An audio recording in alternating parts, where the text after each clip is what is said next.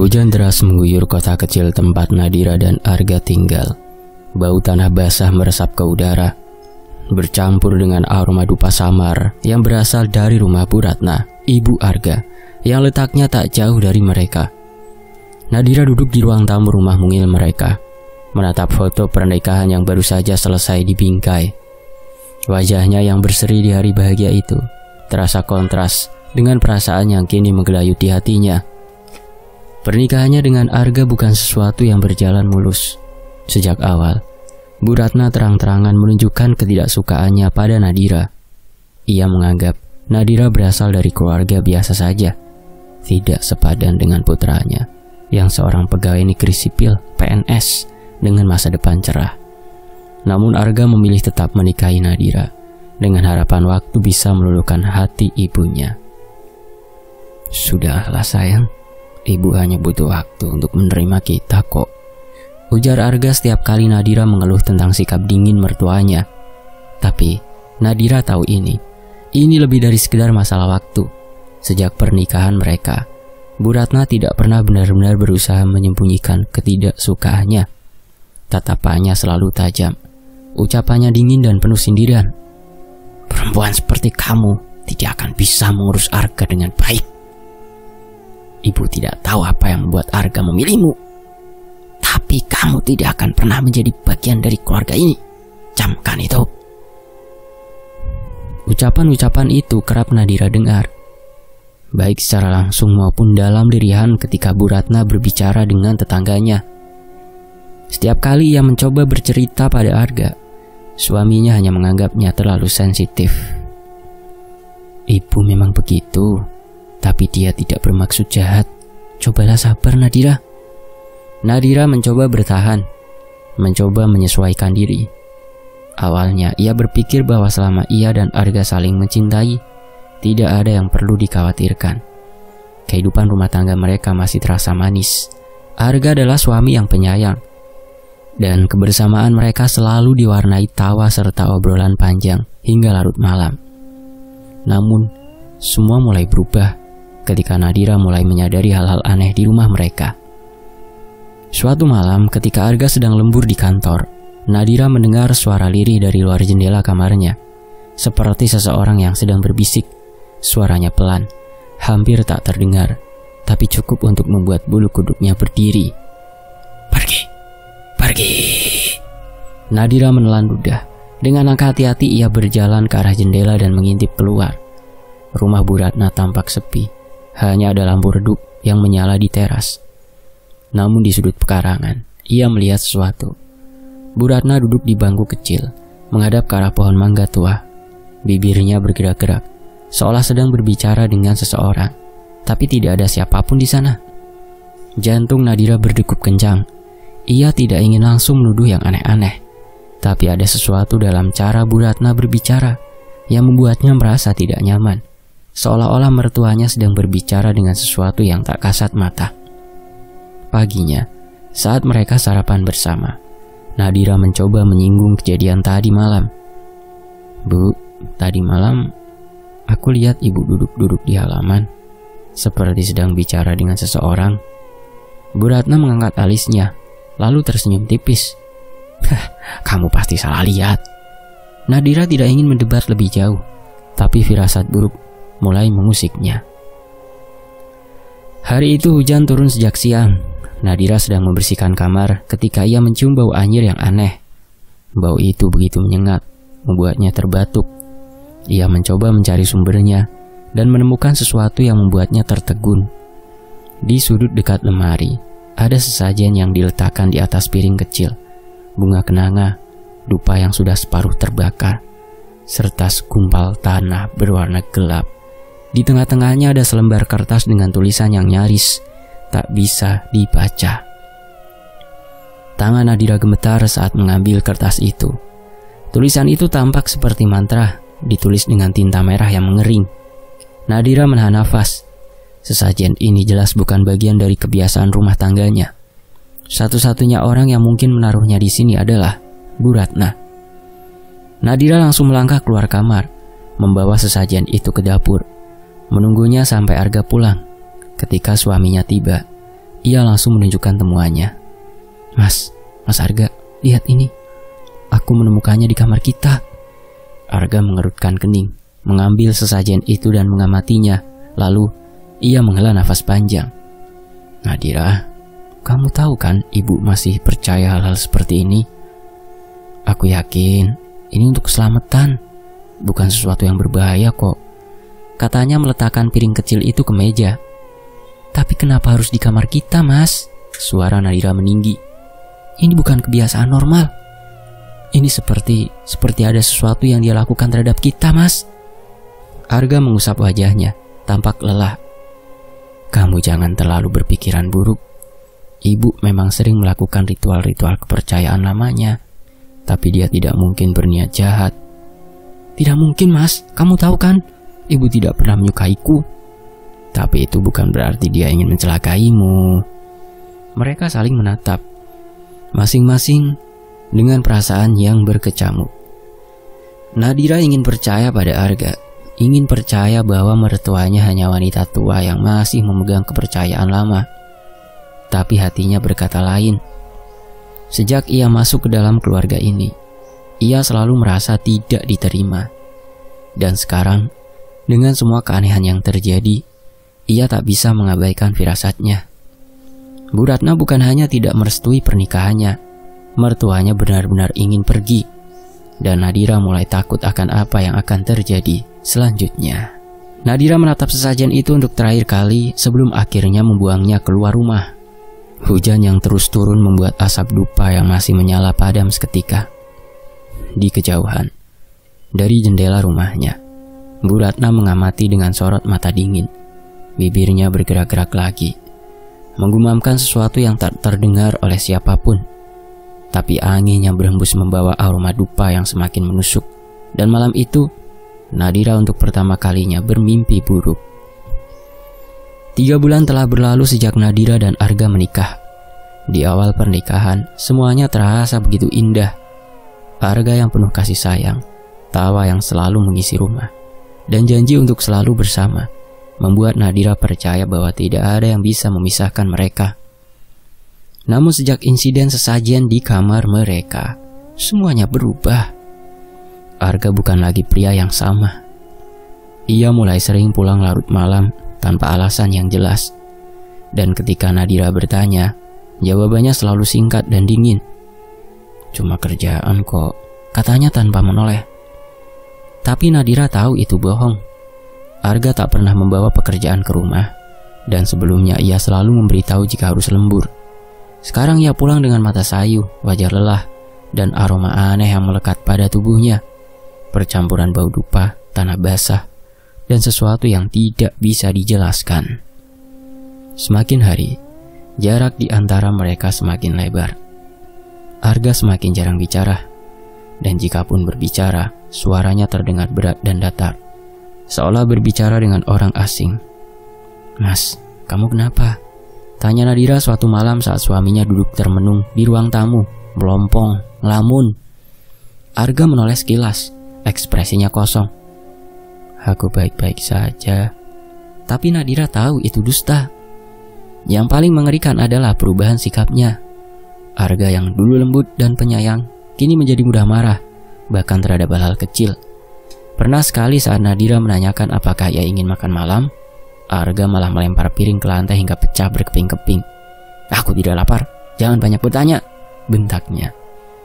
Nadira terperanjat, nyaris menangis. Arga tak pernah bersikap seperti ini sebelumnya. Namun yang paling membuat Nadira ketakutan adalah kejadian-kejadian aneh yang menyertai perubahan suaminya. Malam-malam Arga kini dihantui mimpi buruk.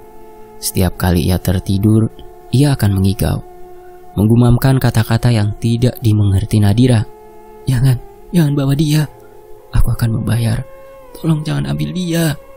Nadira berkali-kali membangunkannya, tapi Arga selalu bangun dalam keadaan panik. Matanya merah, nafasnya tersengal, dan keringat membanjiri dahinya. Mas, kamu mimpi buruk lagi? Arga tidak menjawab. Ia hanya menatap kosong ke arah dinding, seolah melihat sesuatu yang tak tampak oleh Nadira. Puncaknya terjadi pada suatu malam. Nadira terbangun mendadak karena mendengar Arga berteriak keras. Saat menoleh ke samping, ia melihat suaminya duduk di tempat tidur dengan mata terbuka, tapi tatapannya kosong, seolah tak sadar. "Tidak, jangan dekati aku," bisiknya. "Mas!" Nadira mengguncang tubuhnya, tapi Arga tetap diam.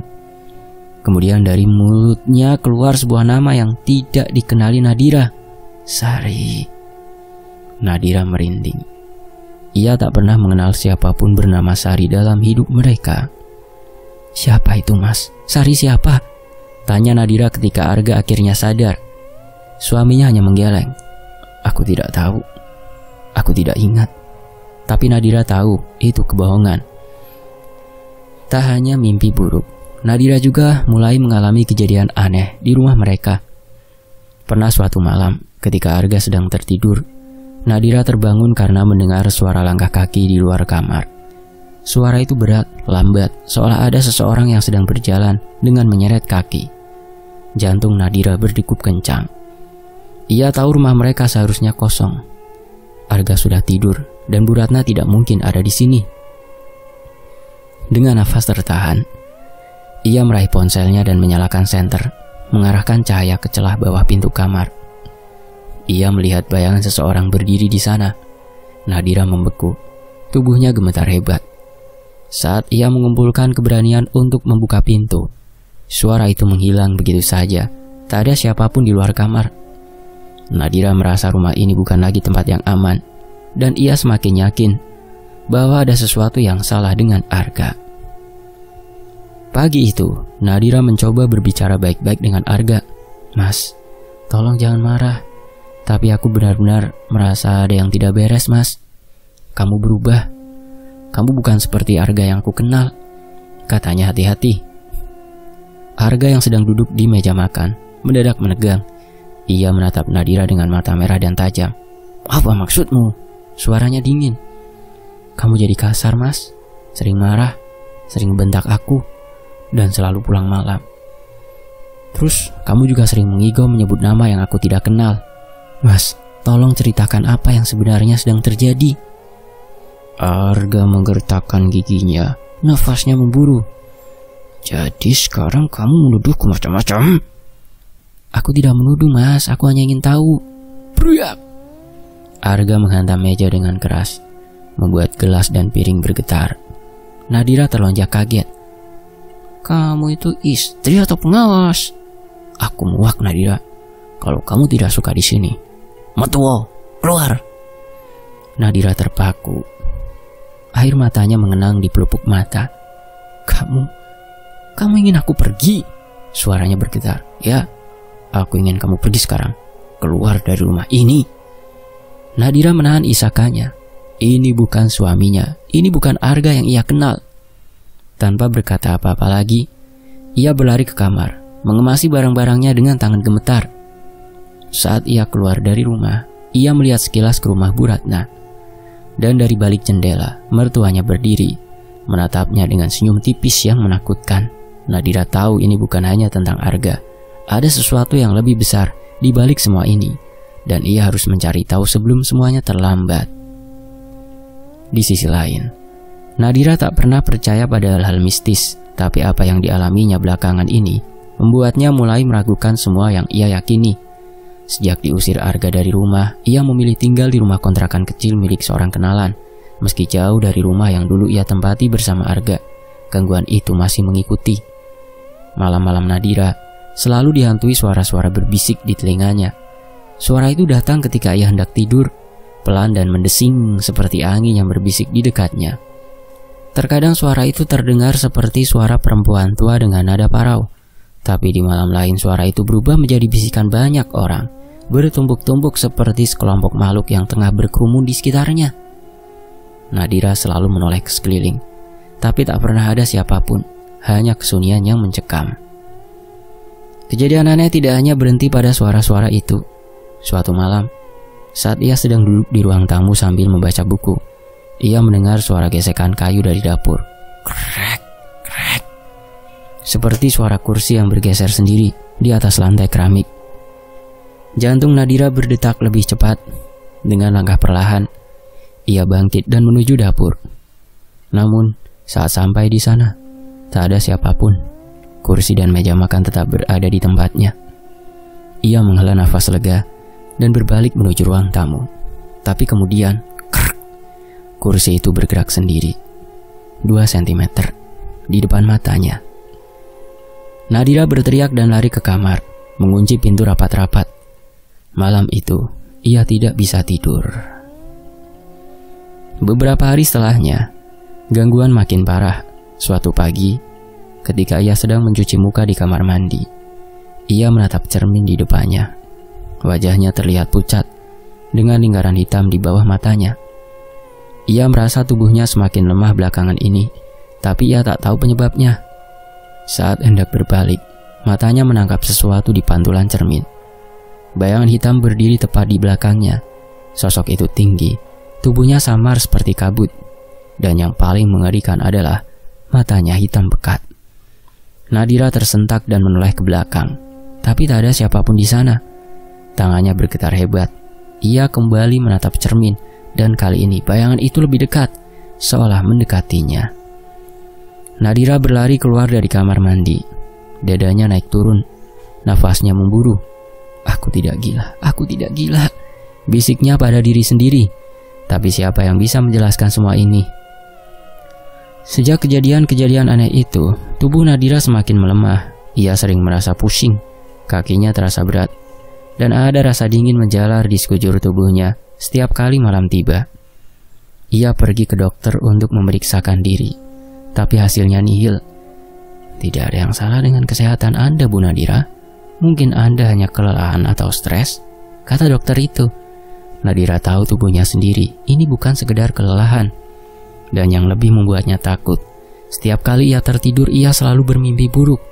Dalam mimpinya ia berada di sebuah ruangan gelap yang hanya diterangi oleh cahaya lilin. Di depannya ada seorang perempuan tua dengan rambut panjang berantakan, wajahnya keriput dan matanya hitam, pekat, seperti lubang tanpa dasar. Perempuan itu tersenyum padanya, tapi senyum itu terlalu lebar, terlalu tidak manusiawi. "Kamu tidak seharusnya di sini," suara perempuan itu berbisik. Setiap kali Nadira terbangun dari mimpi itu, tubuhnya semakin melemah. Seolah ada sesuatu yang menyerap energinya perlahan-lahan. Dan Nadira mulai yakin, ini bukan sekedar kebetulan. Sementara itu ketakutan semakin menyesakkan Nadira. Ia harus mencari tahu apa yang sebenarnya terjadi. Gangguan ini dimulai sejak pernikahannya dengan Arga. Dan perubahan Arga semua terjadi setelah pertemuan dengan Bu Ratna, setelah sesajen yang diletakkan di kamar mereka. Dan berakhir, Nadira diusir dari rumah Arga. Bu Ratna wanita tua yang selalu terlihat tenang, tapi senyumnya seringkali terasa terlalu dalam, terlalu penuh arti. Apakah semua ini ada hubungannya dengan ibu mertuanya? Nadira mulai menggali informasi. Ia mencoba menghubungi beberapa kerabat Arga, tapi tak satu pun berhasil berbicara. Mereka selalu menghindari pertanyaannya atau hanya berkata, "Jangan terlalu dipikirkan, Nadira. Kamu hanya kelelahan." Sampai suatu hari ia bertemu dengan seorang tetangga yang dulunya tinggal dekat dengan rumah Bu Ratna. Namanya Mbak Wati, seorang wanita parubaya yang dulu sering mengobrol dengannya sebelum pernikahannya. Mbak Wati menatap Nadira dengan raut cemas ketika ia mengajukan pertanyaannya. "Mbak Wati, apakah Ibu Ratna suka melakukan sesuatu yang aneh? Suka melakukan ritual kepercayaan lama gitu?" Mbak Wati terdiam sesaat lalu menoleh ke kanan dan kiri, memastikan tak ada yang mendengar. "Kamu harus berhati-hati, Nadira," bisiknya. Nadira menahan nafas. "Kenapa, Mbak? Apa maksud Mbak?" Mbak Wati tambah gelisah. Ia seperti ingin berbicara lebih jauh, tapi kemudian ia menggeleng pelan. "Aku tidak bisa bicara banyak, tapi satu hal yang harus kamu tahu, Dira." Mbak Wati menatap mata Nadira dalam-dalam. "Jangan pernah melawan Bu Ratna." Setelah mengatakan itu, Mbak Wati buru-buru pergi, meninggalkan Nadira dengan lebih banyak pertanyaan daripada jawaban. Jantung Nadira berdetak semakin cepat. Apa yang sebenarnya yang sedang terjadi? Dan kenapa semua orang tampak takut pada Bu Ratna? Di sisi lain, malam itu Nadira tak bisa tidur. Pikirannya terus dipenuhi oleh peringatan Mbak Wati. Jangan pernah menantang Bu Ratna. Apa maksudnya? Apakah ini semua benar-benar berkaitan dengan ibu mertuanya? Kelelahan karena memikirkan hal-hal yang tak kunjung mendapat jawaban, Nadira memutuskan untuk membersihkan rumah esok paginya. Ia berharap dengan menyibukkan diri, pikirannya bisa sedikit lebih tenang. Saat mengangkat kasur untuk membersihkan debu yang menumpuk di bawahnya, tangannya tiba-tiba menyentuh sesuatu, sebuah bungkusan kain yang terasa kasar dan keras di beberapa bagian. Alisnya berkerut. Ia tak pernah menyimpan sesuatu di bawah kasurnya. Perlahan Nadira menarik bungkusan itu keluar. Kainnya berwarna merah tua, terlihat kusam seperti sudah lama berada di sana. Ada bau aneh menyeruak dari dalamnya, campuran antara bau tanah basah dan sesuatu yang busuk. Dengan tangan gemetar, Nadira membuka kain itu, dan jantungnya hampir berhenti berdetak. Di dalamnya ada segumpal tanah kuburan yang masih lembab, boneka jerami kecil yang diikat dengan benang hitam, dan yang paling membuatnya merinding, foto pernikahannya dengan Arga. Foto itu sudah terbakar sebagian, pinggirannya hangus, menyisakan gambarnya, dan Arga yang terlihat retak-retak seakan api sengaja memakan bagian tertentu dari foto itu, hanya fokus memakan foto Nadira. Tangannya bergetar hebat. Siapa yang menaruh ini di sini dan untuk apa? Malam itu, Nadira menelpon satu-satunya orang yang bisa ia percaya, Rina. Rina adalah sahabatnya sejak kecil. Selain setia dan selalu ada untuknya, Rina juga memiliki sedikit pengetahuan tentang hal-hal mistis. Keluarganya memiliki garis keturunan spiritual supranatural, meskipun Rina sendiri tidak mendalami dunia itu. Saat Nadira menceritakan semuanya, Rina terdiam cukup lama di ujung telepon. Nadira, suaranya terdengar serius. Aku akan datang ke rumahmu besok. Jangan sentuh bungkusan itu lagi ya. Nadira mengangguk meski tahu Rina tak bisa melihatnya. Iya Rin. Setelah menutup telepon, Nadira duduk diam di ruang tamu. Pikirannya penuh dengan pertanyaan yang belum terjawab. Siapa yang menaruh benda itu di bawah kasurnya? Apa maksud dari boneka jerami dan foto yang dibakar? Apakah itu juga penyebab Nadira diusir dari rumah Arga? Dan yang paling penting, apa yang sebenarnya terjadi pada Arga sekarang? Malam itu Nadira kembali dihantui suara berbisik. Dia milikku, kau akan mati. Suaranya lebih jelas, lebih dekat. Dan entah kenapa Nadira merasa sosok yang berbisik itu sedang tersenyum, menunggunya. Setelah Rina datang di kontrakannya, pagi itu Nadira berangkat bersama Rina menuju rumah seorang paranormal bernama Pak Wiryo. Nadira masih merasa ragu dan takut, namun ia juga tahu bahwa ini bukan lagi perkara kebetulan atau perasaan berlebihan. Sesuatu yang tak terlihat sedang menghancurkan hidupnya, dan ia harus mencari jawaban. Sepanjang perjalanan, Rina menggenggam tangannya erat. Aku tahu ini berat buatmu Nadira, tapi apapun yang terjadi, kamu harus kuat. Jangan tunjukkan ketakutanmu, karena semakin kamu lemah, semakin energi jahat itu menguasaimu. Nadira hanya bisa mengangguk. Rumah Pak Wiryo berada di sebuah desa kecil, jauh dari hiruk-pikuk kota. Ketika mereka sampai, Nadira melihat rumah kayu sederhana dengan halaman luas yang dipenuhi pohon-pohon rimbun. Di teras rumah, seorang pria tua dengan janggut putih dan sorot mata tajam sudah menunggu mereka. Tanpa banyak bicara, Pak Wiryo mengisyaratkan mereka untuk masuk. Begitu Nadira duduk, Pak Wiryo menatapnya lama. Suasana di ruangan itu begitu hening, hanya terdengar suara jam dinding yang berdetak pelan. Kemudian pria tua itu menghela nafas. Energi gelap ini sangat kuat. Kau sedang dikepung oleh sesuatu yang ingin menghancurkanmu, tepatnya membunuhmu. Nadira menelan ludah, tubuhnya menegang. Pak Wiryo mengambil segenggam beras dari dalam kendi tanah liat di sudut ruangan, lalu menaburkannya di sekitar Nadira. Tak lama kemudian ia menutup mata, merapal doa dalam bahasa Jawa yang tak dimengerti oleh Nadira maupun Rina. Tiba-tiba, tubuh Nadira terasa panas, seakan ada sesuatu yang merayap di bawah kulitnya, mencoba keluar. Jantungnya berdegup kencang. Pak Wiryo membuka matanya dan menatapnya serius. Kamu terkena santet, Duk. Santet ini berasal dari seseorang yang sangat dekat denganmu. Kata-kata itu menghantam Nadira seperti petir di siang bolong. Santet dirancang untuk membuat suamimu membencimu agar dia menjauhimu dan menceraikanmu segera. Lanjut Pak Wiryo. Ada makhluk halus yang dikirim untuk mengganggumu. Makhluk itu mengacaukan pikiran Arga, membuatnya mudah marah, mudah tersulut emosi. Setiap kali kamu mencoba mendekat, makhluk itu semakin memperkuat pengaruhnya. Nadira merasakan bulu kuduknya berdiri. Ia mengingat semua kejadian aneh di rumahnya. Langkah kaki tak terlihat, bayangan hitam di cermin, suara berbisik yang terus menghantuinya, dan mimpi yang sangat horor. Jadi ini bukan sekedar perasaan, ini benar-benar ulah seseorang. Ia menggigit bibirnya. Siapa yang tega bisa melakukan ini, Pak? Pak Wiryo menghela nafas. Aku tidak bisa menyebut nama langsung, tapi kamu pasti sudah merasakan ada seseorang yang tidak menginginkanmu dalam pernikahan ini sejak awal. Nadira terdiam. Ingatannya berputar pada satu sosok yang sejak awal pernikahannya selalu bersikap dingin. Mertuanya, Bu Ratna. Sejak hari pertama menikah dengan Arga, ibu mertuanya selalu menunjukkan ketidaksukaan langsung. Tatapan sinis, ucapan menyakitkan yang terselubung, serta sikap Arga yang berubah setelah lebih sering bertemu dengan ibunya dan sesajen yang ditaruh di kamarnya. Bahkan sebelum Arga berubah, Bu Ratna selalu menekankan bahwa Nadira bukanlah pilihan yang tepat. Tapi benarkah Bu Ratna bisa melakukan hal sekejam ini? Hatinya bergemuruh dengan emosi yang campur aduk. Melihat Nadira yang termenung, Pak Wiryo melanjutkan. Santet ini bukan sembarangan. Butuh waktu lama untuk merusak hubungan kalian. Dan sekarang hubunganmu sudah di ujung tanduk. Kau sudah diusir oleh suamimu kan? Akan sangat sulit diperbaiki. Kau harus segera bertindak sebelum semuanya terlambat. Suamimu yang sekarang bukan suamimu yang dulu. Nadira menatap Rina dengan panik. Apa yang harus aku lakukan, Pak? Pak Wiryo menarik nafas dalam. Ada dua pilihan. Kamu bisa melawan ini dengan keyakinan, doa dan perlindungan spiritual. Atau kamu bisa pasrah dan membiarkan mereka menang. Nadira mengepalkan tangannya. Ia tak bisa membiarkan dirinya kalah. Pak, tolong ajari saya caranya melawan ini. Pak Wiryo tersenyum tipis. Kamu sudah mengambil keputusan yang benar, Duk.